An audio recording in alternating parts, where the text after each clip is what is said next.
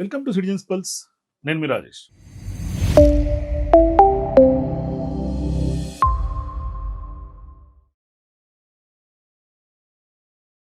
ప్రస్తుతం social media యుగం నడుస్తుంది. అయితే ఈ యొక్క సోషల్ మీడియా యుగంలో నిరసన తెలుపుతున్నటువంటి క్రమం కూడా మారిపోయిందని చెప్పుకోవాలి. సో ఇప్పుడు సరికొత్త రూపంలో నిరసన తెలుపుతున్నటువంటి నేపథ్యం, ధర్నాలు, రాస్తారోకోలు ఇవన్నిటికీ కూడా కాలం చెల్లుబాటు అయిపోయింది. సో ఇప్పుడు డిజిటల్ యుగం నడుస్తోంది. డిజిటల్ ప్రపంచంలో వ్యంగ్యాస్త్రాలు కూడా సరికొత్తగా ఇవాళ యువత నుంచి పుట్టుకొస్తుంది. సో ఆ కోణంలో నుంచి పుట్టుకొచ్చినటువంటి ఒక కొత్త నిరసన, కొత్త రెవల్యూషన్ అనుకోవాలి. ఆ యొక్క రెవల్యూషనే కాక్రోచ్ జనతా పార్టీ.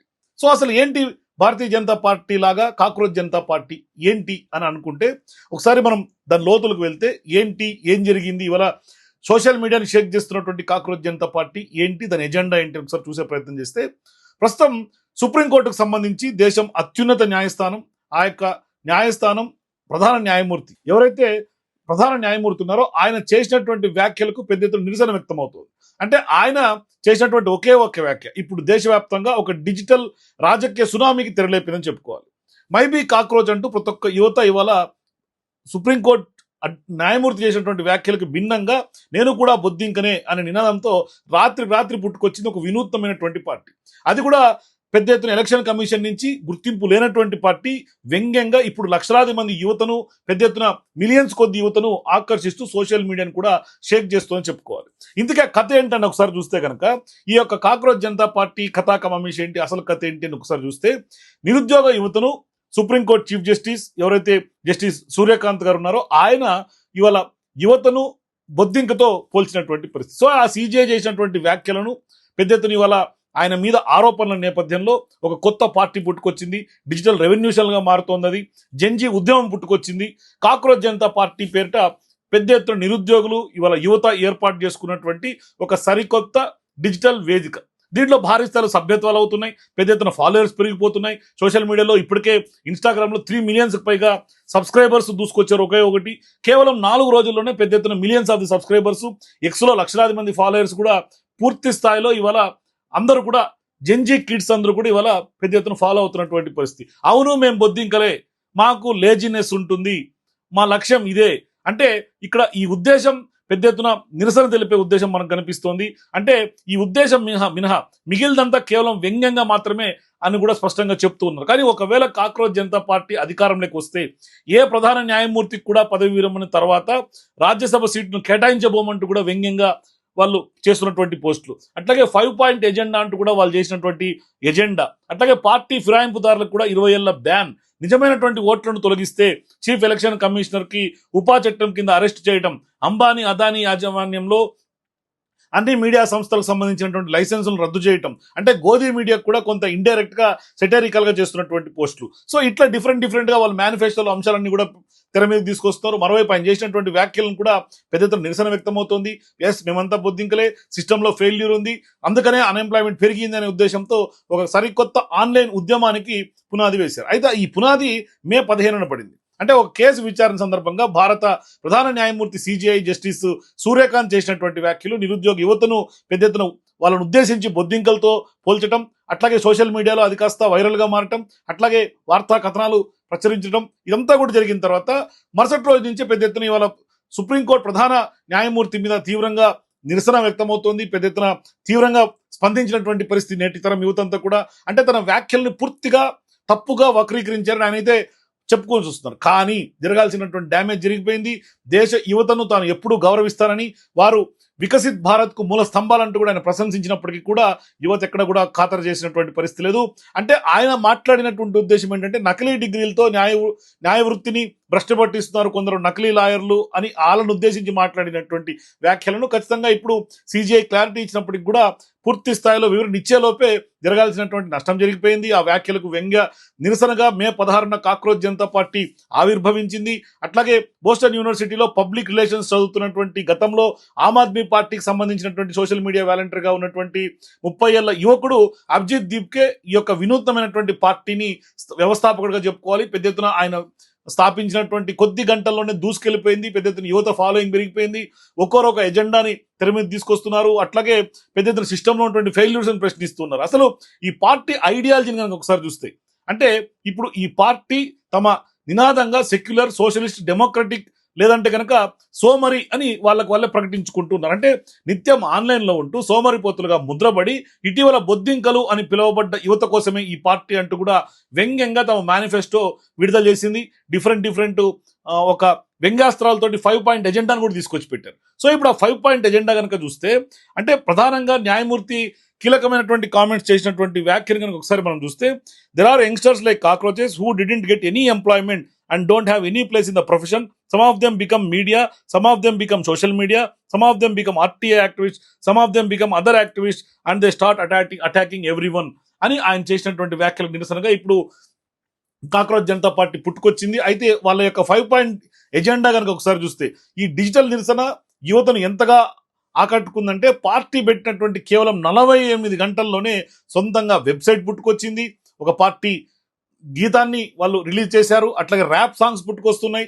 మేము రాత్రే బిలీనియర్స్ అవ్వాల్సినటువంటి అవసరం లేదు, మేమేమి ఆ దిశగా పోవట్లేదు అంటూ కూడా సాంగ్స్ ను విడుదల చేసి పెద్ద ఎత్తున నిరసన వ్యక్తం చేస్తున్నటువంటి పరిస్థితి. అయితే ఈ వ్యంగ్య రాజకీయ ప్రచారానికి మరింత బలం చేకూరుస్తూ టీఎంసీకి సంబంధించి తృణమూల్ కాంగ్రెస్ ఎంపీగా, ఫైర్ బ్రాండ్ ఎంపీగా ఉన్నటువంటి మహువా మోహత్రి ఆమె ఇవాళ మద్దతుగా ఇస్తారు, ఆమె కూడా సభ్యత్వం తీసుకున్నారు. అట్లాగే మాజీ క్రికెటర్ కీర్తి ఆజాద్ వంటి ప్రముఖులు కూడా ఈ యొక్క కాక్రోచ్ జనతా పార్టీ సభ్యులుగా చేరటం, పెద్ద ఎత్తున వాళ్ళు కూడా ఈ యువతకు మద్దతు పలకడం తీవ్రమైనటువంటి చర్చకు దారితీస్తుంది. మరోవైపు మహిళా మహత్రి కూడా ఈ పార్టీ ప్రజాస్వామ్య ఫైటర్ గా ఆమె స్వాగతిస్తున్నటువంటి పరిస్థితి. అయితే కేవలం ఇది నవ్వులాటకో మీమ్స్ రూపకంగానో పెట్టినటువంటి పార్టీ కాదని, కేవలం సీజేపీ ఈ యొక్క సీరియస్ గానే కొంత భవిష్యత్తులో అడుగులు వేస్తుంది అంటూ కూడా స్పష్టంగా చెప్తున్నారు. అట్లాగే దేశంలో హాట్ టాపిక్ గా మారినటువంటి నీట్ పేపర్ అంశం ఇప్పుడు ప్రధానంగా దేశాన్ని కుదుపుతుంది. అరెస్టులు జరిగినప్పటికీ కూడా నీట్ పేపర్ లీకేజ్ అంశం అయితే దేశాన్ని కుదుపుతోంది. సో ఇప్పుడు ఈ యొక్క నీట్ పేపర్ లీకేజ్ అంశం పైన కూడా స్పందిస్తూ విద్యాశాఖ మంత్రి రాజీనామా చేయాలనే డిమాండ్ కూడా తెర మీద తీసుకొచ్చారు. అట్లాగే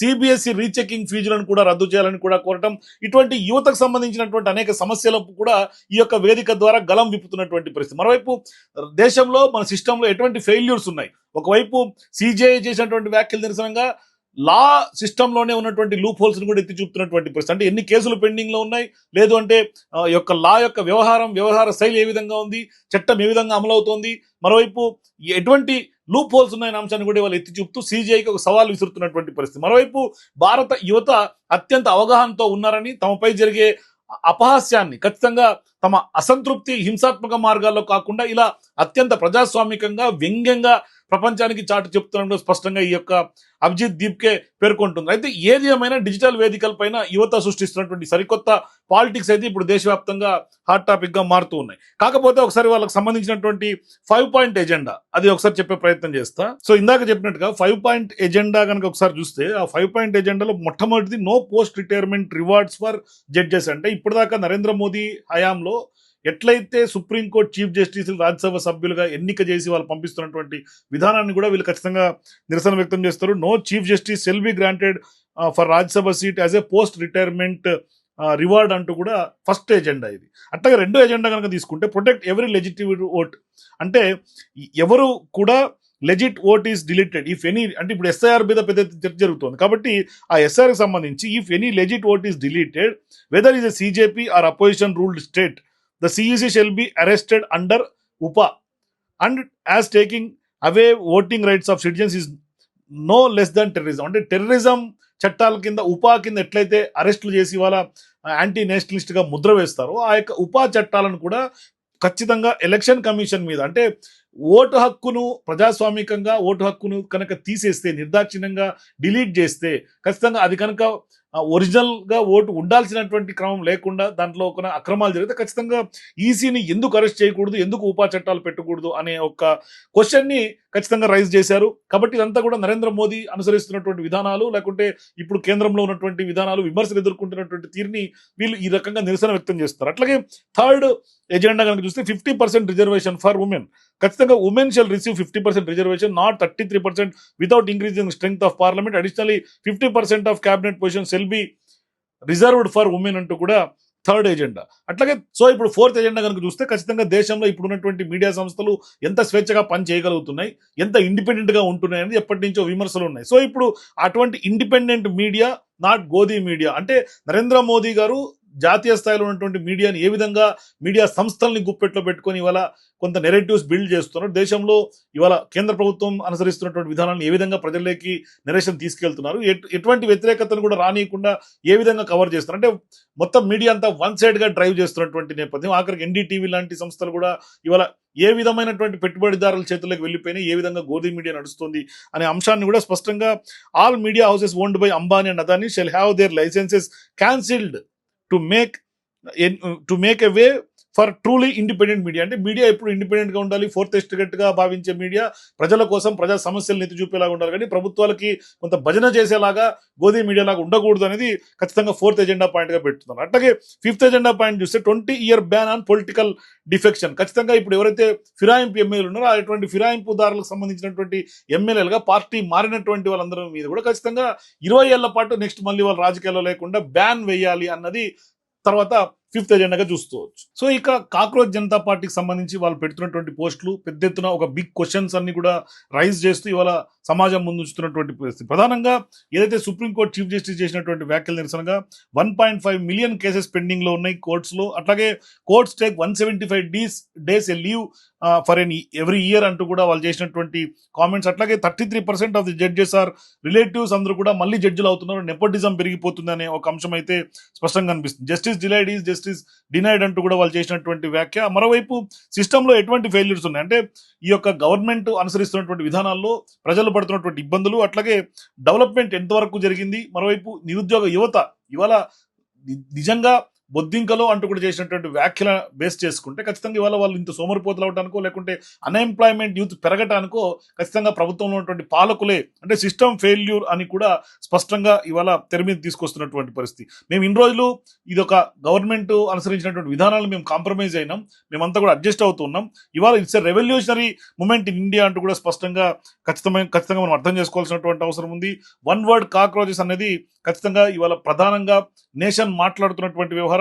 ఇవాళ ట్యాక్స్ పేయింగ్ సిస్టమ్స్ లో కానీ లేదంటే ఇవాళ మనం ప్రభుత్వం సెంట్రల్ గవర్నమెంట్ అనుసరిస్తున్నటువంటి విధానాలు కానీ లేదంటే అనేక సిస్టంలో ఉన్నటువంటి ఫెయిల్యూర్స్ అంటే ఇవాళ సిస్టమ్ ఒక డ్రైనేజ్ తో కాక్రోచెస్ తో పోల్చి చూసినప్పుడు ఖచ్చితంగా సిస్టమ్ ని మనగా డ్రైనేజ్ సిస్టమ్ కనుక క్లీన్ గా ఉంచుకుంటే కాక్రోచెస్ అనేది ఉండవు. కాబట్టి ఖచ్చితంగా అన్ఎంప్లాయ్మెంట్ యూత్ పెరుగుతున్నారు అంటే మీరు ఖచ్చితంగా మీ యొక్క సిస్టమే ఫెయిల్యూర్ అనే దిశగానే ఇవాళ నిరసన చెప్తున్నటువంటి పరిస్థితి కనిపిస్తుంది. ఒకసారి మనం ట్యాక్స్ పేయింగ్ సిస్టమ్స్ వాళ్ళు లేవనెత్తినటువంటి అంశాలు చూస్తే ఒక ₹1 కోటి శాలరీ తీసుకున్నటువంటి వాళ్ళందరికీ కూడా మేము హార్డ్ గా వర్క్ చేస్తాం, మేము ట్యాక్సెస్ పే చేస్తున్నాం, అట్లాగే మా శాలరీ నుంచి 30% ఆఫ్ ది ఇన్కమ్ ట్యాక్స్ మేము కడుతున్నాం, కానీ బిజినెస్ రెవెన్యూ 20 crores ఉంటుంది, కానీ వాళ్ళు కట్టేది కేవలం 4 tax మాత్రమే రెవెన్యూ వాళ్ళు ఇస్తున్నారు గవర్నమెంట్. అట్లాగే అగ్రికల్చర్ రెవెన్యూ 40 కోట్లు స్పెండ్ చేస్తుంది దేశం, కానీ 0% ఇన్కమ్ ట్యాక్స్ వాళ్ళు అగ్రికల్చర్ వైపు నుంచి ఆ యొక్క సెక్టార్ నుంచి వస్తుంది. అట్లాగే పొలిటికల్ పార్టీ రెవెన్యూ 7,000 కోట్లు ఉంటుంది, హ్యూజ్ డొనేషన్స్, కానీ ఎక్కడ కూడా ఇన్కమ్ ట్యాక్స్ లేనటువంటి పరిస్థితి పొలిటికల్ సిస్టమ్.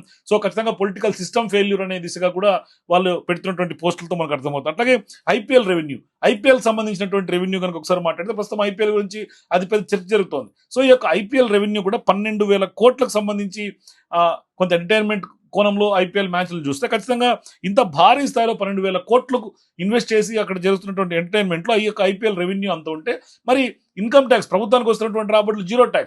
కాబట్టి రియాలిటీ చెక్లో ఖచ్చితంగా ద మిడిల్ క్లాస్ ఖచ్చితంగా ఇవాళ ప్రభుత్వానికి పే చేస్తోంది, అదర్స్ అందరూ కూడా సిస్టమ్స్లో కొంత ప్లే చేస్తున్నారు కానీ పే చేయట్లేదు అనేది స్పష్టంగా వాళ్ళు ఇవాళ తెర మీద తీసుకొస్తారు. అంటే సిస్టమ్ గట్టర్ హై అంటూ కూడా వాళ్ళు ఇవాళ తెర మీద తీసుకొస్తారు. Middle class bears the heaviest burden అంటూ కూడా ఇవాళ కాక్రోచ్ పార్టీ క్వశ్చన్ చేస్తుంది. And then we ask when is India's brain drain going to stop అంటూ కూడా వాళ్ళు పోస్ట్స్ పెడుతున్నారు. అట్లాగే పెద్ద ఎత్తున పోస్టర్లు, పాటలు, rap songs Cockroach Janata Party ఏ విధంగా కుదుపుతుందో సో ఖచ్చితంగా ఇవాళ సిస్టమ్ని అట్లాగే దేశాన్ని, రాజకీయ పార్టీలను, అట్లాగే సుప్రీంకోర్టులను కూడా ఇవాళ కొంత క్లారిటీ ఇచ్చినప్పటికీ కూడా క్వశ్చన్ చేస్తున్నటువంటి విధానాన్ని, అట్లాగే ఈ యొక్క కాక్రోచ్ జనతా పార్టీ విధి విధానాలపైన వాళ్ళు 5 point ఎజెండా మీద వాళ్ళు తీసుకున్నటువంటి డెసిషన్స్ మీద ఈ యొక్క నిరసన మీద మీ అభిప్రాయాలు కూడా కింద నా కామెంట్స్ తెలియజేయండి. For more videos please watch citizens pulse.